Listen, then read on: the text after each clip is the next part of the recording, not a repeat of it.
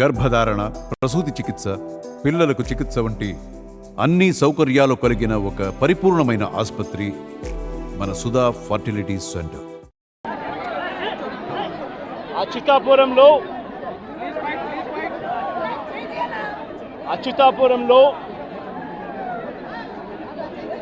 జరిగిన ఈ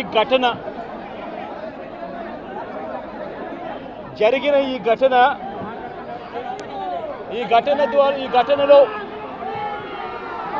ప్రభుత్వం వ్యవహరించిన తీరు, ప్రభుత్వం స్పందించిన తీరు, 2 గంటల ప్రాంతంలో ఈ ఘటన జరిగితే ఈ ఘటనకు సంబంధించి జరిగిన వివరాలను ఒక్కసారి గమనిస్తే ఈ ఘటనలో ప్రభుత్వం స్పందించకూడదు అన్న తాపత్రయము ఎక్కువగా కనిపిస్తూ ఉంది. ప్రభుత్వం 17 మంది చనిపోతే ఈ ప్రభుత్వం మొట్టమొదటగా సాయంత్రం 4 గంటలకు హోంమంత్రి వచ్చి ప్రెస్ మీట్ను అడ్రస్ చేస్తూ తాను మాట్లాడినప్పుడు కూడా సహాయానికి సంబంధించి పర్యవేక్షించడానికి తాను అనకాపల్లికి వెళ్తున్నాను అన్న మాటలు వాళ్ళ నోట్లో నుంచి రాలేదు. మరో గంట తర్వాత అంటే సాయంత్రం 5 గంటల ఆ ప్రాంతంలో కార్మిక శాఖ మంత్రి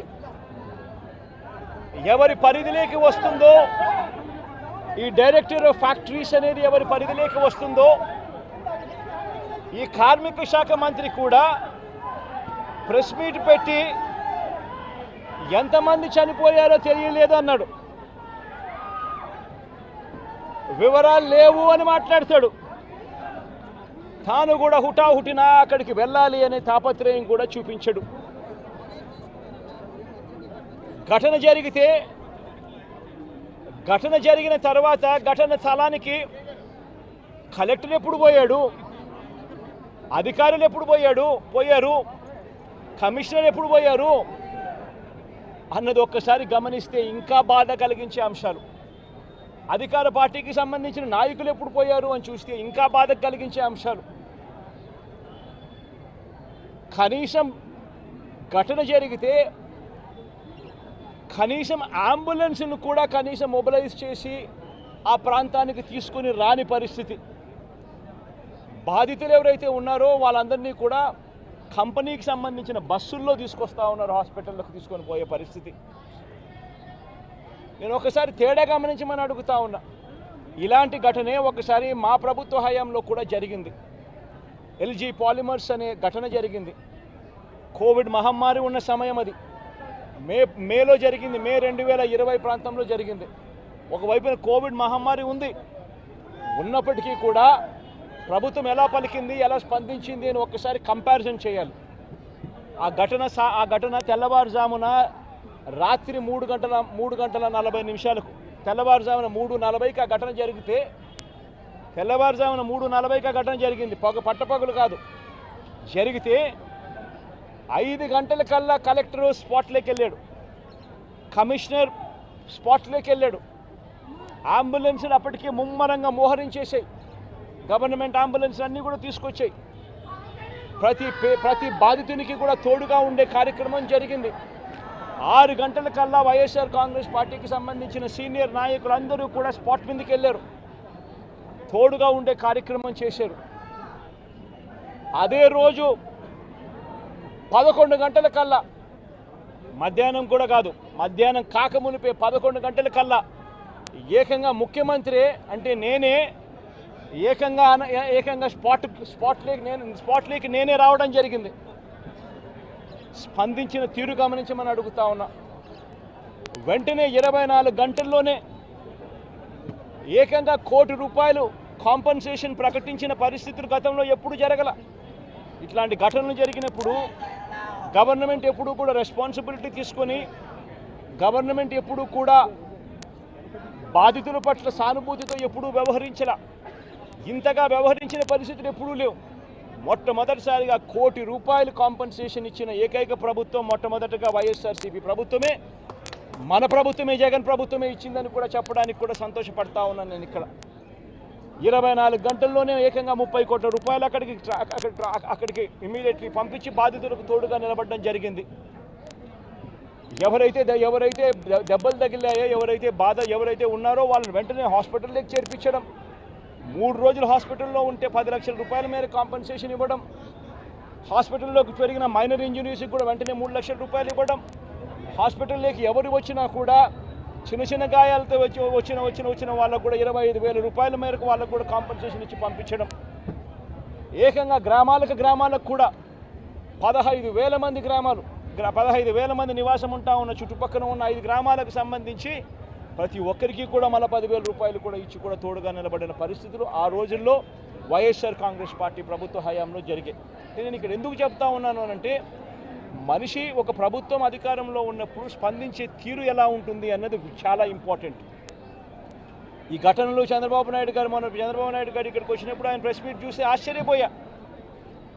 జగన్ హయాంలో జరిగాయి ఘటనలు అని చెప్పి చెప్తాడు, కానీ నేరాన్ని ఇక్కడ నుంచి డైవర్ట్ చేసే కార్యక్రమం చేస్తాడు. కానీ ఆశ్చర్యం ఏమిటంటే, చంద్రబాబు నాయుడు ఇంతకుముందు 2014 నుంచి 19 ఆయన ముఖ్యమంత్రిగా ఉన్నప్పుడు ఆయన హయాంలో జరగలేదా? ఈ ఘటనలు ఇటువంటివన్నీ ఎవరి హయాంలో అయినా కూడా జరుగుతాయి. కానీ జరిగినప్పుడు ఒక ప్రభుత్వం ఎలా స్పందిస్తూ ఉంది అన్నది మోస్ట్ ఇంపార్టెంట్ ఆస్పెక్ట్. ఒక ప్రభుత్వం అన్నది స్పందించేటప్పుడు ఎంపతి చూపించాలి, అంటే సానుభూతి చూపించాలి ప్రజల పట్ల, బాధితుల పట్ల. రెండోది ప్రభుత్వం చేయాల్సింది ఏమిటి అని అంటే రెస్పాన్సిబిలిటీ తీసుకోవాలి. ఈ రెండు కూడా ఆ రోజు వైఎస్ఆర్ కాంగ్రెస్ పార్టీ ప్రభుత్వం చేసింది. ఈరోజు చీఫ్ సెక్రటరీగా ఉన్న నీరబ్ ప్రసాద్ అనే వ్యక్తి ఎవరైతే చీఫ్ సెక్రటరీగా ఉన్నారో ఆయన ఆధ్వర్యంలోనే అప్పుడే ఒక హై లెవెల్ కమిటీ వేసి ఫ్యాక్టరీ సెక్యూరిటీని, పొల్యూషన్ కంట్రోల్ని, ఈ రెండింటినీ కూడా క్రోడీకరించి ఇటువంటి ఘటనలన్నీ కూడా పునరావృతం కాకుండా ఏ రకమైన రిఫార్మ్స్ తీసుకొని రావాలి అని చెప్పి ఆలోచన చేసి కమిటీ స్టడీ చేసి సిఫార్సు చేయమని చెప్పి కూడా ప్రభుత్వం కోరింది. నీరబ్ ప్రసాద్ అనే ప్రస్తుత చీఫ్ సెక్రటరీ గారు అప్పట్లో కమిటీ హెడ్గా ఉండి తాను కూడా రిపోర్ట్ కూడా ఇచ్చాడు. ఆ రిపోర్ట్ ఆధారంగా ఆగస్టు 2020లోనే జీవో కూడా ఇష్యూ చేసి ఒక ప్రాపర్ ప్రోటోకాల్ను తీసుకొని రావడం జరిగింది. ఆ ప్రోటోకాల్ ఏమిటి అని అంటే, అన్ని రెగ్యులేషన్స్ డిఫరెంట్ సైలోస్లో కాకుండా అన్ని క్రోడీకరించి ఒక చోటుకు తీసుకొచ్చే కార్యక్రమం జరిగింది. ఫ్యాక్టరీ సేఫ్టీకి సంబంధించిన ప్రోటోకాలు, పొల్యూషన్ కంట్రోల్కి సంబంధించిన ప్రోటోకాలు అన్నిటినీ కూడా కలిపి ఒక ప్రోటోకాల్ తీసుకొని రావడం జరిగింది. ఆ ప్రోటోకాల్లో ముఖ్యమైనది ఏమిటి అని అంటే, మొట్టమొదటిసారిగా ప్రతి కంపెనీ కూడా వాళ్ళకి సంబంధించిన సెల్ఫ్ కంప్లయన్స్ రిపోర్ట్ అనేది ఒకటి ఇవ్వాలి అనేది దాంట్లో ముఖ్య ఉద్దేశం. ఒకవేళ సెల్ఫ్ కంప్లయన్స్ రిపోర్టు తయారు చేసే కార్యక్రమంలో ఆ కంపెనీకి నైపుణ్యత లేకపోతే థర్డ్ పార్టీ అక్రిడిటెడ్ ఏజెన్సీని కూడా గవర్నమెంటు అందుబాటులోకి తీసుకొచ్చింది. వీళ్ళ ద్వారా మ్యాండేటరీగా ప్రతి కంపెనీ సెల్ఫ్ కంప్లయన్స్ రిపోర్ట్ అనేది మ్యాండేటరీగా ఇవ్వాలి. ఇచ్చిన తర్వాత ఆ కంప్లయన్స్ రిపోర్టు నిజంగా ఉందా లేదా, నిజంగానే వాళ్ళు ఇవన్నీ ఉన్నాయా లేదా, ఇవి కాక ఇంకా ఫర్దర్గా వాళ్ళు ఏమైనా చేయాల్సినవి ఏమన్నా ఉన్నాయా లేదా అన్నది నిర్ధారించడానికి కోసం ఒక కమిటీ ఇన్స్పెక్షన్ కూడా చేయాలి. ఆ కమిటీలో కూడా అన్ని డిపార్ట్మెంట్స్కి సంబంధించి, అంటే pollution control department, boiler security department, రియాక్టర్స్కి సంబంధించి, ఎలక్ట్రిసిటీకి సంబంధించి, ఫైర్కి సంబంధించి అన్ని డిపార్ట్మెంట్లు క్రోడీకరించి వాళ్ళు ఇన్స్పెక్షన్ కూడా చేస్తారు. చేసిన తర్వాత వాళ్ళు కంపెనీ యాజమాన్యానికి ఫర్దర్గా ఇవి చేయాలి అని చెప్పి ఒకవేళ ఏదైనా ఉంటే అవి కూడా వాళ్ళు ఐడెంటిఫై చేసి కంపెనీ యాజమాన్యానికి వాళ్ళు టైం ఇస్తారు, కంప్లై చేయండి అని చెప్పి. అది 15 రోజులు టైం ఇస్తారు. అంటే కంప్లయన్స్ రిపోర్ట్ వచ్చిన తర్వాత మళ్ళీ వీళ్ళు 1 మంత్ లోపల వీళ్ళు ఇన్స్పెక్షన్ చేసిన రిపోర్ట్ వచ్చిన తర్వాత ఆ ఇన్స్పెక్షన్ రిపోర్ట్లో కంపెనీ ఫర్దర్గా ఏమైనా చేయాల్సి ఉంటే మళ్ళీ వాళ్ళకి 15 రోజులు టైం ఇస్తూ వీళ్ళు మళ్ళీ ఒక రిపోర్ట్ అనేది ఇస్తారు. ఆ రిపోర్టును ఆ 15 రోజుల లోపల వాళ్ళు చేసేట్టుగా జాయింట్ కలెక్టర్ ఆధ్వర్యంలో ఒక జాయింట్ కలెక్టర్కు ఆ రెస్పాన్సిబిలిటీ ఫిక్స్ చేసి జాయింట్ కలెక్టర్ ఆధ్వర్యంలో ఆ ఇన్స్పెక్షన్లో వాళ్ళు చెప్పినవన్నీ జరిగాయా లేదా అని మానిటర్ చేసే రెస్పాన్సిబిలిటీ ఆ జేసీకి ఇస్తుంది. ఈ ప్రోటోకాల్, ఈ సిస్టమ్ ఉంది. ఇది ఒక రిఫార్మ్ కింద ఎల్జీ పాలిమర్స్ ఘటన జరిగిన తర్వాత నీరబ్ ప్రసాద్ గారి ప్రస్తుత చీఫ్ సెక్రటరీ గారు ఆయన ఆధ్వర్యంలో హై లెవెల్ కమిటీ వేసిన తర్వాత, ఆయన స్టడీ చేసిన తర్వాత, ఆయన ఇచ్చిన సిఫార్సులతో ఈ జీవో ఇష్యూ చేసి ఈ ప్రోటోకాల్ అనేది ఎగ్జిస్టింగ్లో ఉంది.